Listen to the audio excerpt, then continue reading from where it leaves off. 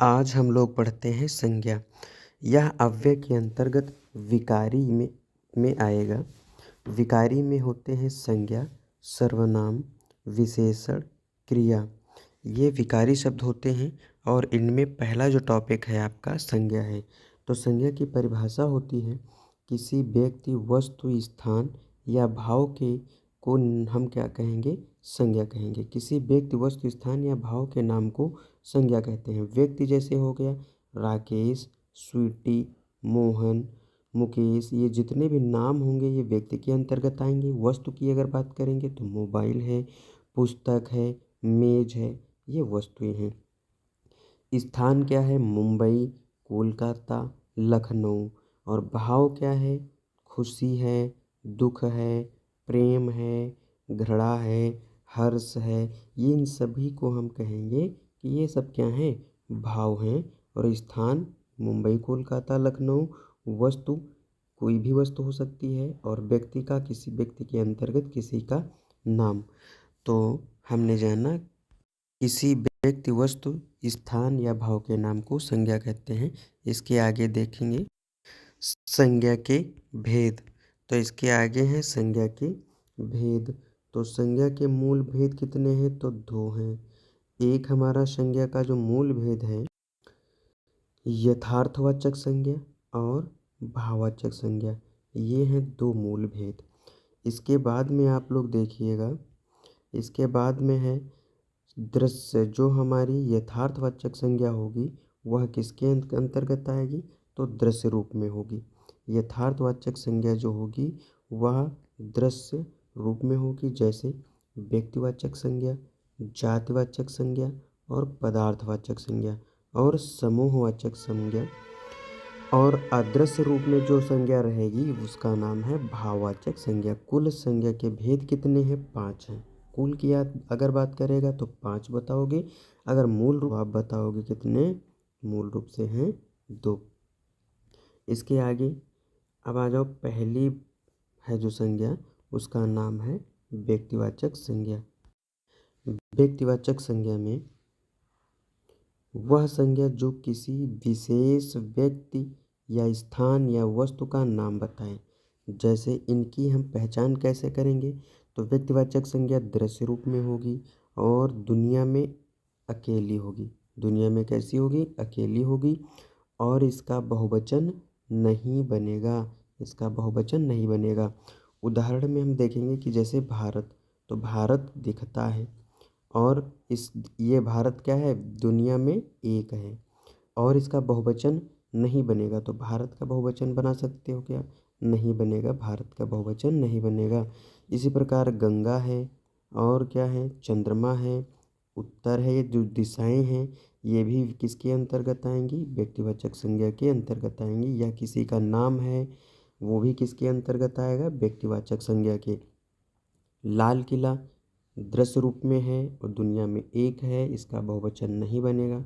जैसे इसके अंतर्गत बुर्ज खलीफा है और जनवरी मतलब महीने, जो मंथ के नाम हैं वो भी। और जैसे नदियां हैं ये सब किसके अंतर्गत आएंगे? तो व्यक्तिवाचक संज्ञा के अंतर्गत आएंगे।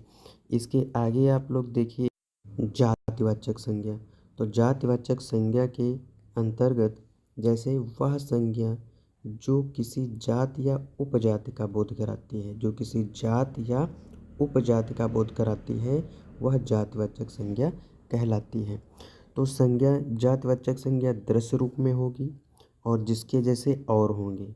क्या मतलब है? जिसके जैसे और हो सकते हैं। और इसका बहुवचन बनाया जा सकता है।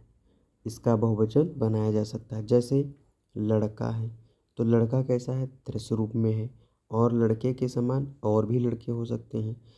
और इसका बहुवचन बनाया जा सकता है। लड़कों का बहुत से लड़के थे या लड़कों की, ऐसे हम कहेंगे। तो नदी, नदी कैसी है? दृश्य रूप में है और भी नदियां हैं। नदी की बात की गई, किसी भी नाम, किसी नदी का नाम नहीं है यहाँ पर, तो इसलिए यह जातिवाचक संज्ञा के अंतर्गत आएगी। नदी का बहुवचन नदियों हम कर सकते हैं। पहाड़ है, पहाड़ दृश्य रूप में है, जिसके जैसे और भी हो सकते हैं। अगर यहाँ पर किसी, जैसे अरावली पर्वत है, माउंटेन एवरेस्ट है, अगर इसकी बात कर देता तो वह व्यक्तिवाचक संज्ञा में हो जाता।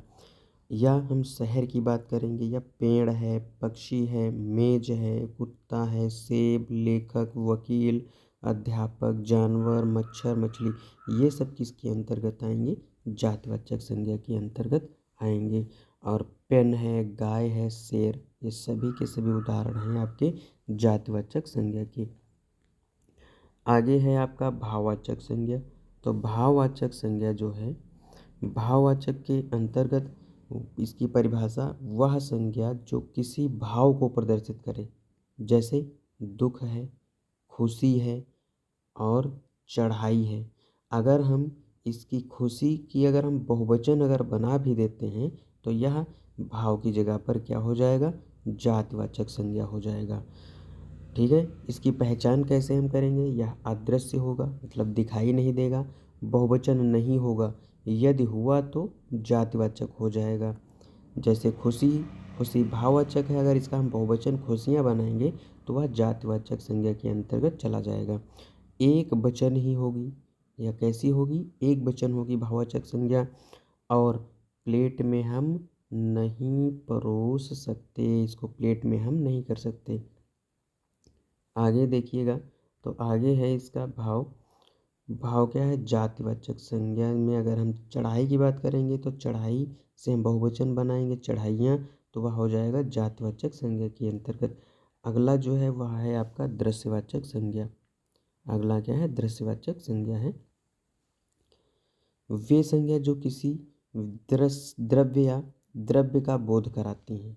वे संज्ञा जो किसी द्रव्य का बोध कराती हैं तो वह हमारी द्रव्यवाचक संज्ञा कहलाती है। जिनकी गिनती नहीं होती, इनको हम गिन नहीं सकते, जैसे सोना है, जैसे तांबा है, चांदी है, चीनी है, इनको क्या गिन सकते हैं? दूध है, दही है, क्या इनको गिना जा सकता है? नहीं गिना जा सकता। चाय है, तेल, पानी, पेट्रोल, डीजल, ये सब जो हैं ये द्रव्यवाचक संज्ञा के उदाहरण हैं। इनकी अब पहचान के लिए आप याद रख लीजिए कि इनकी हम गिनती नहीं कर सकते, इनकी गिनती नहीं कर सकते। अगर ये कपड़े की अगर बात करेंगे तो कपड़ा हमारा द्रव्य नहीं बल्कि ये जातिवाचक संज्ञा के अंतर्गत आएगा।